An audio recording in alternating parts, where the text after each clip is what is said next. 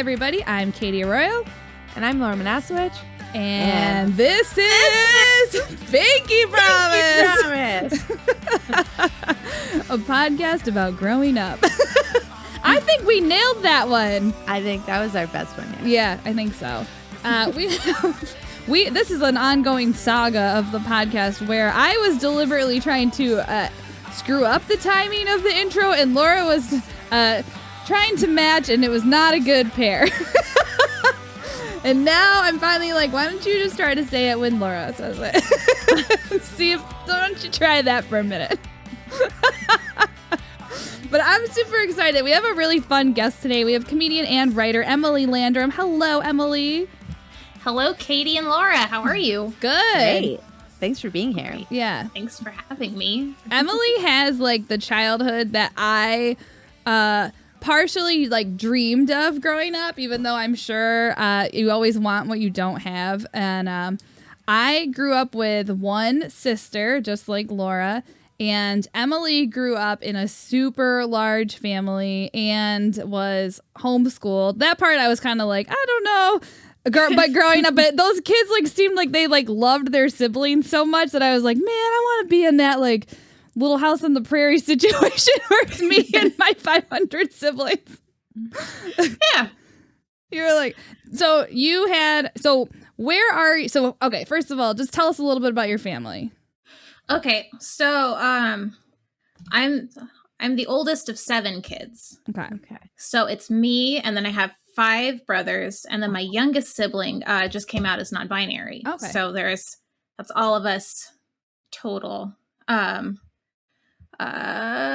parents met in Dallas at this place called Christ for the Nations Institute, which does not offer college credit. It's just a place where you learn more about the Lord. And is it something that you would go to like after high school as if it was college, but you just don't? Okay. They churn out a lot of like pastors and like worship leaders, I guess. So it's meant to be like a secondary education, but it's just not like accredited college or something. Yes. Okay. Yeah. It's like Jesus with honors. Yeah, it is. It is. They'll give you a piece of paper. What you do with it is up to you. It's yours. It's between you and God. Yeah, it's between. Yeah. So they. I feel like I don't think they meant to have 7 kids because it was just me and my younger brother for a long time. For like, I think they didn't have a 3rd kid until we were like 9 and 7. Okay. Oh. So it was kind of like, and I think they were like, oh, 3 is good. And then had Laura's face. You would think then due to something that rhymes with failed smersmatrol and a failed schmastectomy, they just kept every obstacle that came up, they just burst through it. And then they adopted 2 kids also.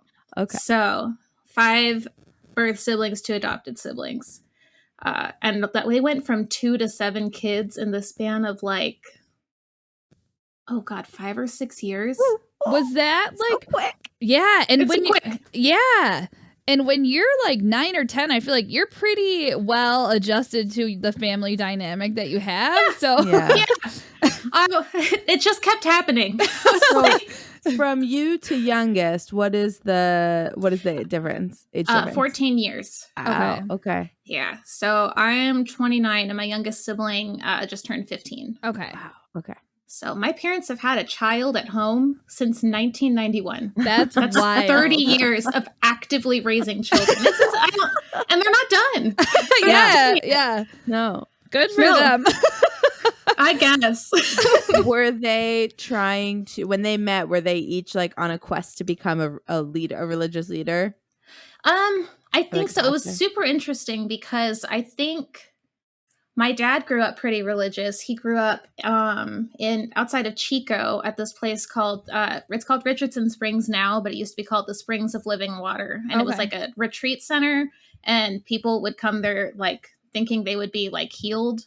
And so I think he went there for like like, this is my plan. My mom did not grow up in a religious household, sort of like converted, and then immediately was like, I got to dive right in. And so like, probably, I feel like it was, in my mind, it was like a month later, but it was maybe not that tight of a turnaround, but yeah. And she just like, did she convert and then like find out about this place and go there or something? I think so, because she's a Dallas native, so I think she knew about it. Okay. But yeah, my dad traveled to be there. Wow. Yeah. And then they, so growing up, were they both, like, what did they do for work? Did they end up doing that kind of like worship leadership or? So actually, no, like not really at all. My dad actually my family's so weird.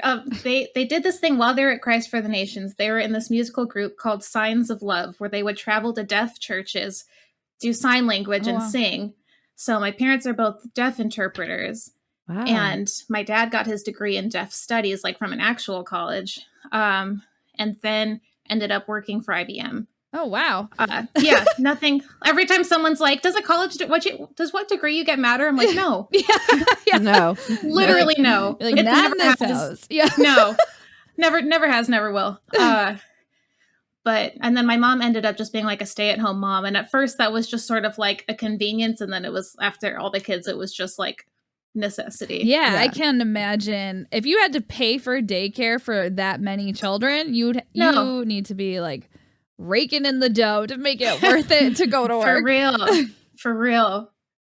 You also don't need to pay for childcare if you have a 14-year-old living at home. Well, there's that. That was going to be my next question. That's the real plan. Yeah. You can pay her in lattes. It's a lot cheaper. So was that like kind of your role? Like, did they assume that, or not assume, I guess, did they just basically say, you're helping out, like this is your job? Yeah, I felt like a third parent a lot. And that's something too that you see in a lot of big families, and especially like Christian big families. And I don't think we're anywhere on the level of like the Duggars of like 18 kids and counting of that like extreme. Mm-hmm. But like the idea of like, well, you can have a lot of kids because the older ones will help take care of the younger ones. Yeah. And it's like, or you could parent all of your children. You're like, hear me out. I have a crazy idea. Something fun I was thinking. One of us is a child. Yeah, I would go to a school dance. You would. I want to make bad choices, and you help steer me right. Thank you. Now, do you think, this is a question I don't need to ask, but I will. Please do you think if you were a boy, or if the oldest child was a boy, the same like third parent rights would like fall onto you, or because you were a girl?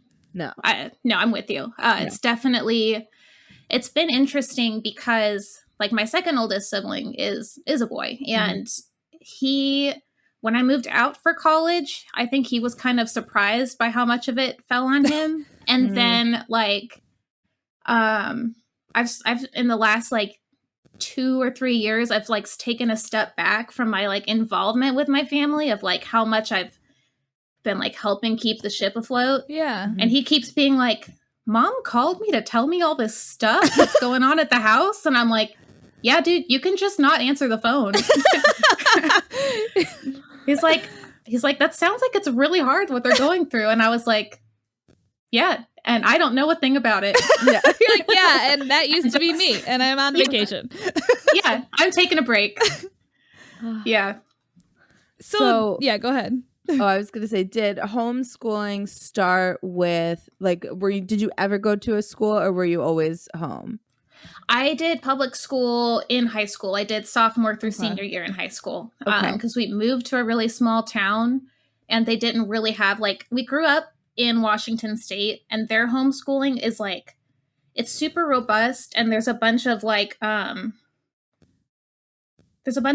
surrounding it. You have to get tested annually to make sure your grades are matching up, and there's a lot of in groups and things so that you're really getting a well-rounded education. When we moved to California, their rule was well, if you say you're homeschooling your kid, That's enough for That's us. it. Yeah. And it's like people were just sitting at home for like a year doing nothing, or babysitting nieces and nephews, things like that, you know? So they were like, well, we'll just put them in public school then. But from like all the rest of my time, definitely was homeschooled. So did they choose, like, did they make that choice because of religious reasons, or were they just interested in your education? Like, where did that decision stem from? I think mostly religious reasons. But they also liked the idea of like, oh, you know, that they espouse a lot of stuff like, oh, it's, you know, it's creating free thinkers, or, you know, things like that. And my mom every year on my birthday will post a picture of me and be like, we raised her to be a free thinker, and sometimes we wish we hadn't. It's like, thank you. That old anecdote. But that we is didn't mean like interesting. that. We meant free to think like us. Yeah. Come back. Well, because that's so interesting, because I feel like a lot of times the homeschool story is more like my parents were terrified of me being a free thinker, and they wanted me to learn exactly what they wanted me to know, and that is it. So it's interesting. I will give my parents a lot of credit because they are very religious, but like I have my own like issues with the church and things like that, but I don't have it really with my parents in religion, because they always like, a lot of people's parents would be like, if they asked questions they didn't know the answer to about the Bible, they'd be like, well, don't question God. Yeah. My parents were like, well, there are going to be questions I don't know the answer to. There are going to be questions your pastor doesn't know the answer to, but we truly believe this is the truth. And we believe that the more questions you ask, the more it's going to bring you to the truth. And if it doesn't, then that's fine. Yeah. And I feel like that was cool. Yeah. Yeah, I think like I did not grow up in religious, and so something I've pieced together from like what parts of it I did experience and what I've like gleaned from friends who grew up more stringent is like, I appreciate parents who use it as like a guide, a tool, not the one thing. I think it like lets you be a free thinker on your birthday. And, yeah, exactly. I'm always jealous of my my best friend grew up Unitarian, and so she like learned about all the different religions. So I was like, that's so fun. That seems great. Watch My Name is Earl on Sunday morning. That sounds great. Is that what they do? They did sometimes, like talking about to talk about how morality doesn't have to come from a religious dogma. Wow. Yeah. I do find that I've been to lots of different churches throughout the years for certain periods of my life.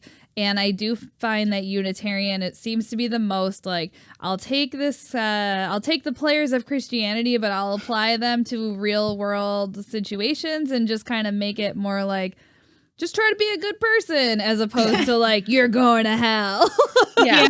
I'm interested in community and values, not judgment and damnation. Yeah. Exactly. Well, you sound insane. So. Yeah. Thank you so much. So when you were growing up, so they homeschooled you guys from the beginning, and then did your mom like manage, because that's so many kids to try to manage different levels of education. Did she like, was she your teacher, or were you just kind of working through like the workbook, or?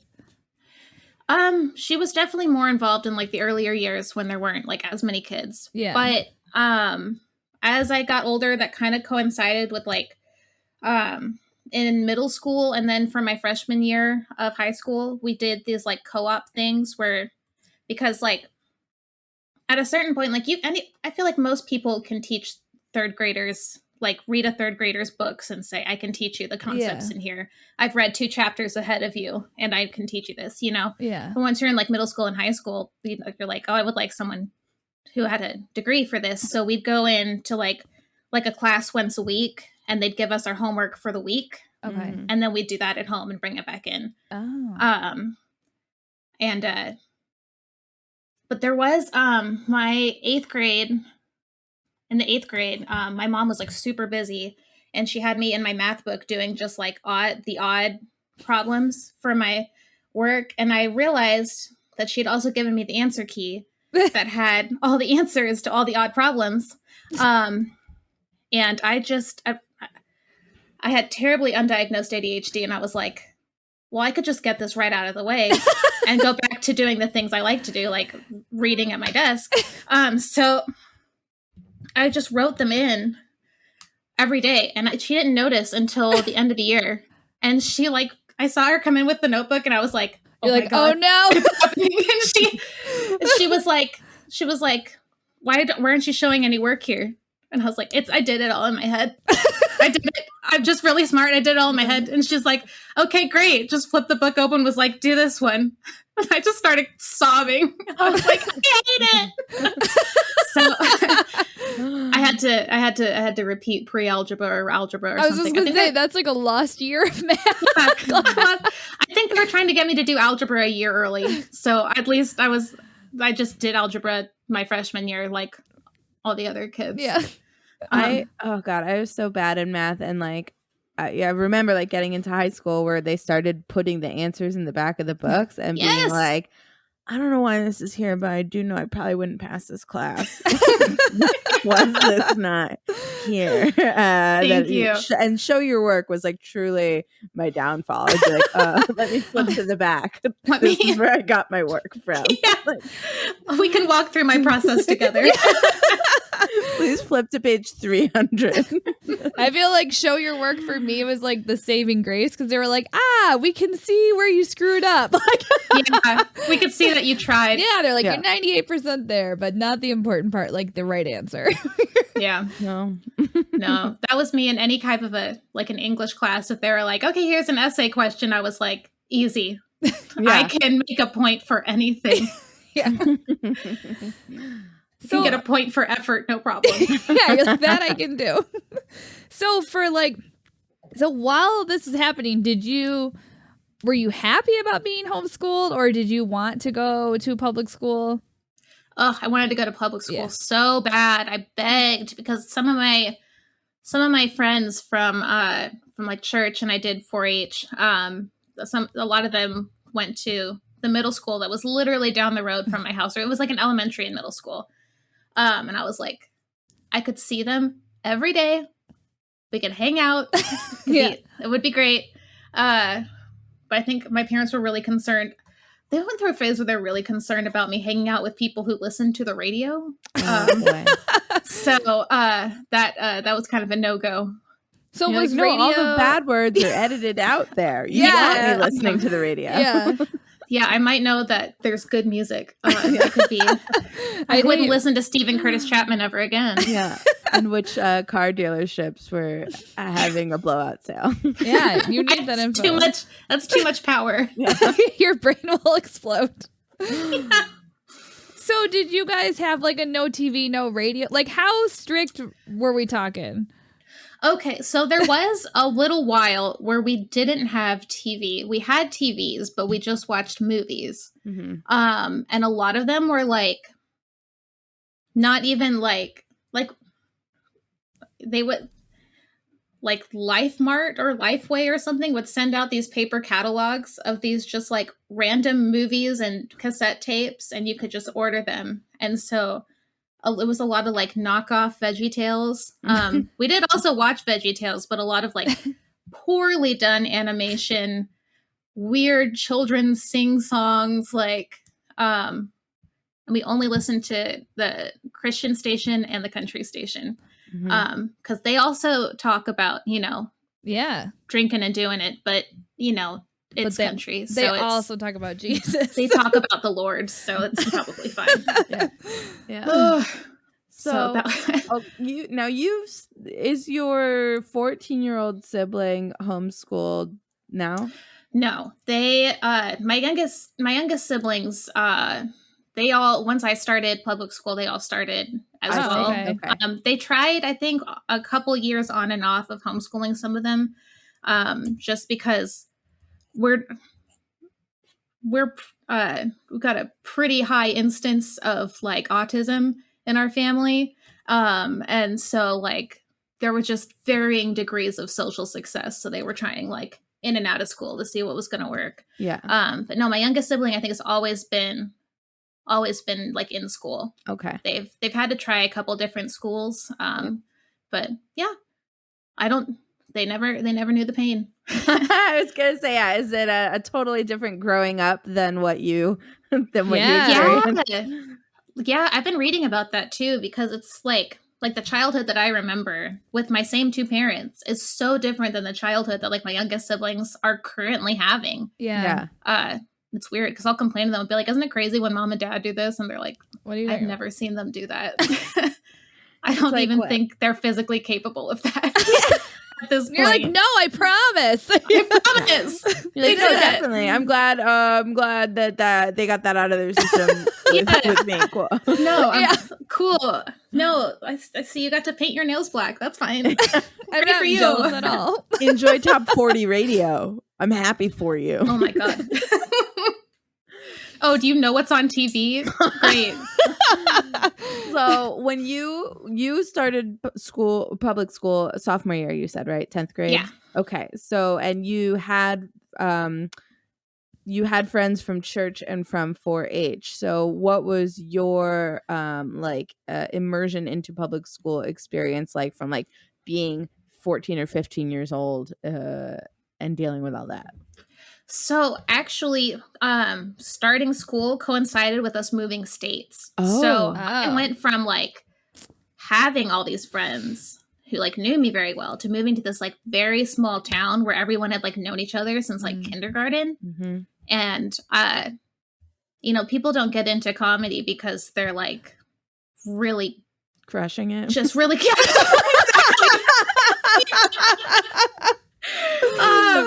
I didn't show up and they were like, wow, she's just fitting right in. God, I don't know. It was like, it's parts of it felt literally like Mean Girls. Like I literally like the first couple days I would just leave to go to the bathroom and they'd be like, where are you going? Like, I have to pee. They were like, well, you have to tell me. I was like, oh, yeah. Yeah. I was like, that feels very rude. I don't want to like interrupt you while you're talking to be like, excuse me, I have a personal announcement.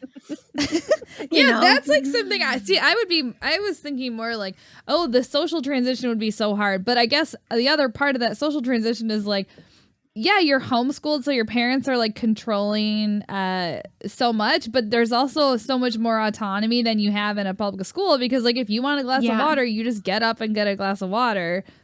Yeah, I feel like the social contract was like so different of like what was okay and what was not okay. And like, I don't know, like I ended up like when I graduated, I had a good amount of friends and everything, but like, I don't know, there were a lot of things that I did that I could tell were not the thing to do. And I like could not tell why, Yeah. And it was very weird. Like, I don't know. Once I left there to go to college in Texas, I was like, oh, people like me. I thought so. I thought I was going insane for a couple of years. You're like, I am likable. Okay. Yeah. Okay. I just don't love to farm hay, I guess. It's not in my list of hobbies. So it's a You'd think it would be like with my upbringing, but town. Yeah. And I grew up with horses, so that was something that I was like, at least I can, I don't know. But I also mostly rode like English with like the smaller saddle, snooty, like for, like jumping and snooty horse ride.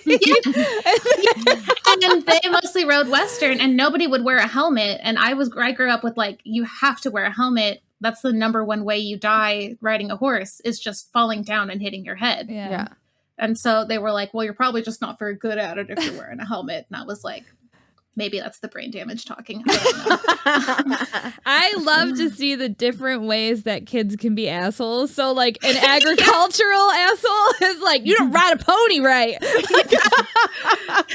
Guess you're not very confident in the saddle. All right, Dave. It's 9 a.m. and you're drunk. So let's look into that. Was it like the Footloose town? The pause is concerning. Not being, it's like if they, instead of saying you're not allowed to dance, it was you're not allowed to not be pregnant. Sure. No, it was fine. I did feel a connection to Kevin Bacon in that movie. It's just like, you're doing great, man. You look great in those pants. Dance it out. Flip around. I also love that he moved to a tiny town and they were like, well, I don't know if we have a spot on our gymnastics team. Although our school had a snowboard team, so I don't know if it was like Alpine Race. So we were like 2 hours away from Mount Shasta. Okay. So we made it work. We made it work. We were not good. But they couldn't make us not go. Did you join? Were you a snowboarder? Okay. I was the worst of the whole team, for sure. But because you insisted on a helmet. Yeah. I did. Well, see, the thing is, you're much more likely to be impaled. I didn't care as much about the helmet, but that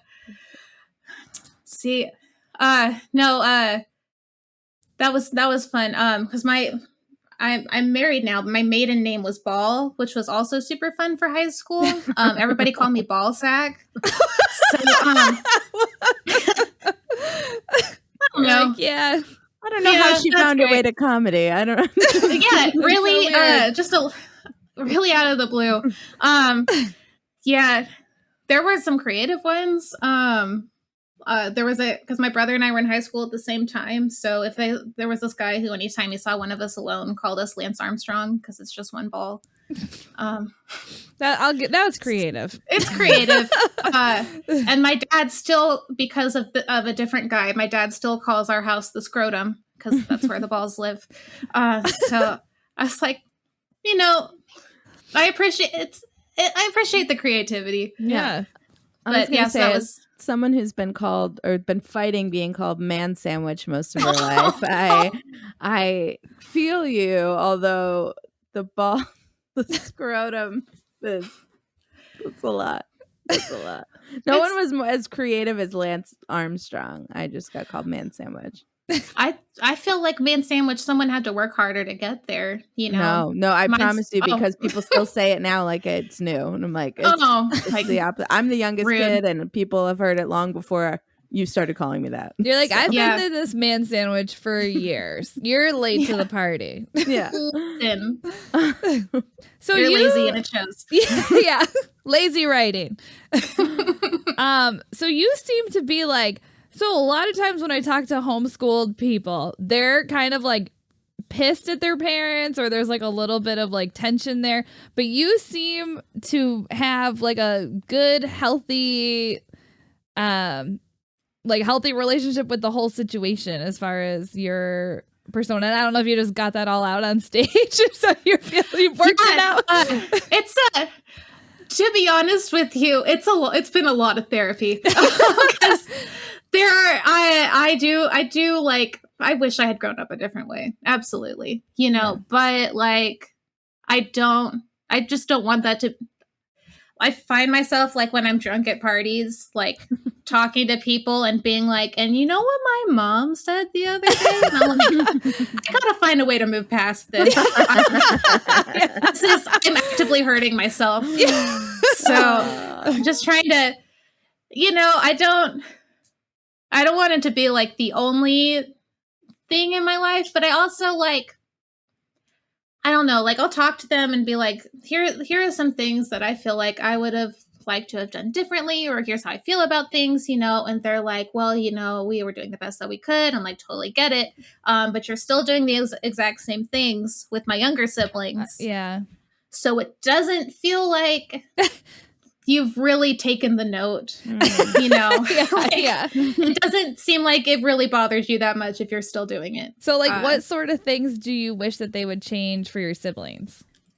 There's a lot of they just don't really believe them when they say that things are wrong or they need help or things like that. Yeah. There's a lot of like just a real pull yourself up by your bootstraps kind of mentality, Yeah. Mm-hmm. like they don't really believe that my sibling is non-binary. That's or what I was that's, just like, gonna that's a ask. thing. Yeah. So Really, are they being like neutral about, like, are they just kind of like how dismissive are they being dismissive to a point where it's like some parents are actively dismissive where they're like, I refuse to participate in this, I'm not going to talk to you about it, you exist as this other person and that's that. Are they at that level, or are they kind of they will they will acknowledge it, and they will use their name and pronouns sometimes, but I think a lot of it is because my sibling, bless him, has a big rage issue, which I mean we all do from time to time. Sure. But there's a lot that I think they just think they're pacifying an angry teen rather than actually like trying to learn and understand. Yeah. Or I'll bring up, because I'm bi, and I'll bring that up, and it's always like I've thrown it out of left field. Like, we were talking about fried green tomatoes the other day, and I was like, oh man, when I was in high school, and I used to insist to people that movie was just about two best friends like me and Rachel. and who I later found out, we talked, and we were both bi, and we both had a crush on each other and just never mentioned it. So I was like, I brought that up thinking, here I am stacking this conversation up, and they were like, huh, well, I was like, we're talking about fried green tomatoes, the lesbian movie. I don't think it was that out of left field for me to be like, and me. Yeah. So it's not actively against, but I would like for there to be more actively for, you know. Yeah.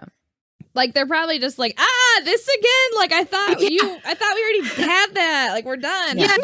We were all pretending that didn't happen. You married a man. It's not real. It's fine. We made I don't have to it. explain it to anybody. Yeah. A phase. Yeah, And you're like, it's just a no, phase. my life. It's still happening. Still happening right now. So when you went to college, did you go to a religious school or a less religious school?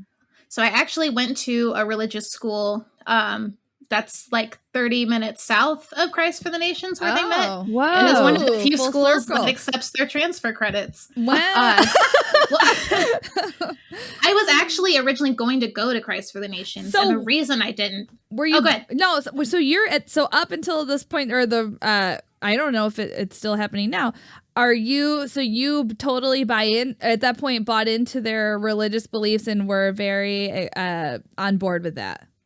Yeah, I mean, all through high school, all through college, I feel like I started to kind of move away from that in college, and part of it was because of like just kind of, in any institution, the closer you get to like the top or the inner workings of an institution, the more you're like, this is bullshit. No matter what, and so the more I saw that, and then like the way that people would react to me when I said like, hey, this thing happened that's super fucked up, they'd be like, well, you should see what happens back at national headquarters in Missouri. And I'd be like, okay, that's not what I wanted to hear right now. Yeah. I wanted to hear you say, no, that's messed up, we should look into that. Not, what can you do? So I don't know. I think while I was in college, I got into like a pretty bad relationship with a guy who I met while we were working at a restaurant. And I kind of ended up in like a forced removal from like that scene. I kind of let everybody think that I had dropped out so that they wouldn't wonder why I was like breaking all of these like I signed like a behavioral contract when I got there that said I wouldn't like drink or like smoke or have sex or like wear revealing clothing or whatever, and so that kind of pulled me away from it. And then the longer I was out of it, the less desire I had to to go back in. Yeah. I still feel like open to religion, you know, and I don't know. I feel like I'm taking a break. Yeah. You put in the work. Yeah, I did my time. You put in the work to do it the way they wanted, and then you put in the work to think about what you wanted. Yeah. So you get a break. Yeah. You get a break if you want one of those too. It's so funny too, because I'll tell people, like, we'll be talking about something and I'll be like, I used to be a youth pastor. And they're like, what? I'm like, yeah, for a couple years. You're like, yeah, I'm taking a break. Yeah, I'm taking a break. So why didn't you go to the super religious place? I wanted a school that was accredited. Oh, okay. I decided I think I went and the reason I switched was because I wanted to try out for their cheer squad. And then I didn't even do that.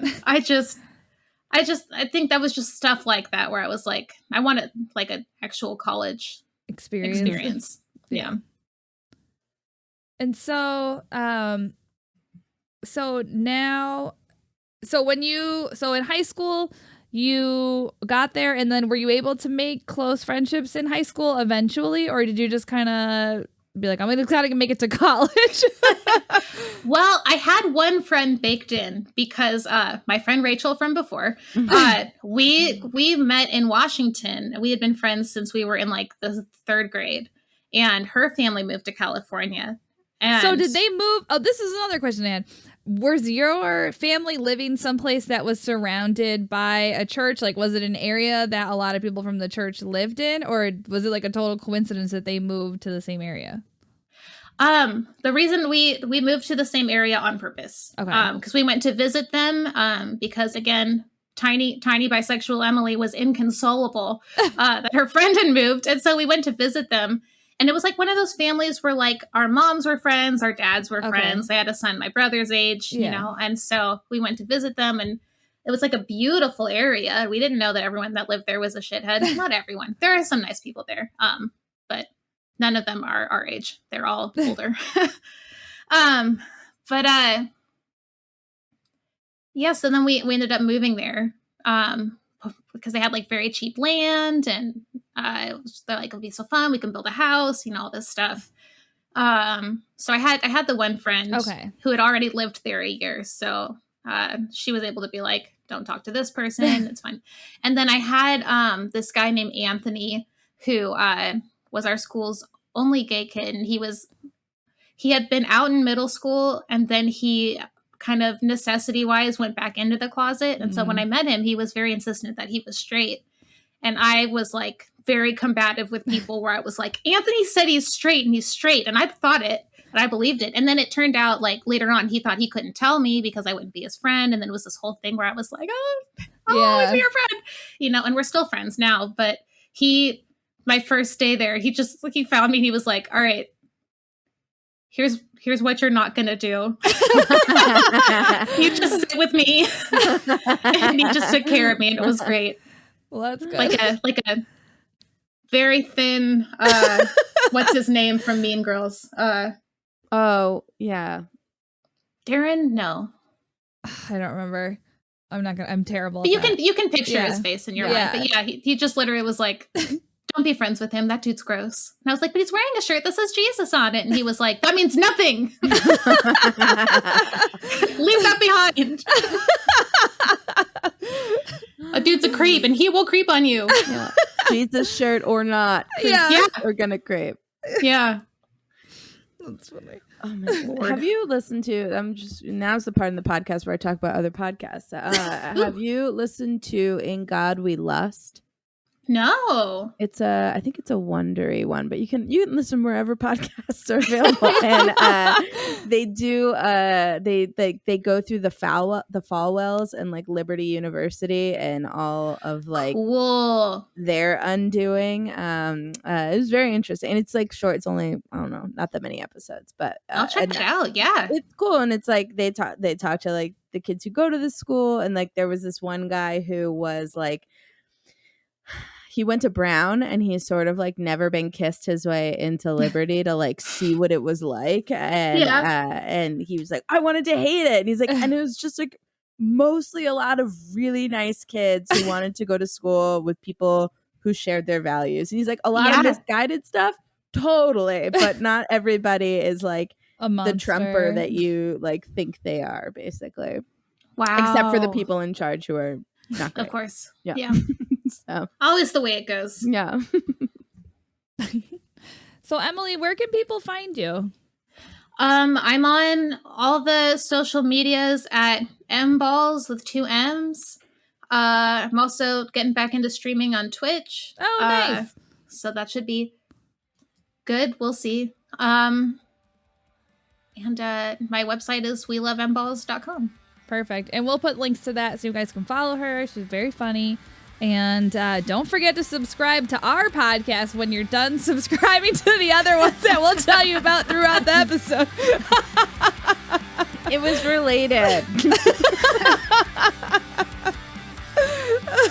But yeah, we're at Pinky Promise Pod on all the stuff, you guys. Keep listening. Keep sharing it with your friends. We love to see that. And just leave us those reviews because we love to read them. And they completely add to our self-worth. So we need them. All right. Till next week. Bye, guys. Bye. Thanks, Emily. Thank you.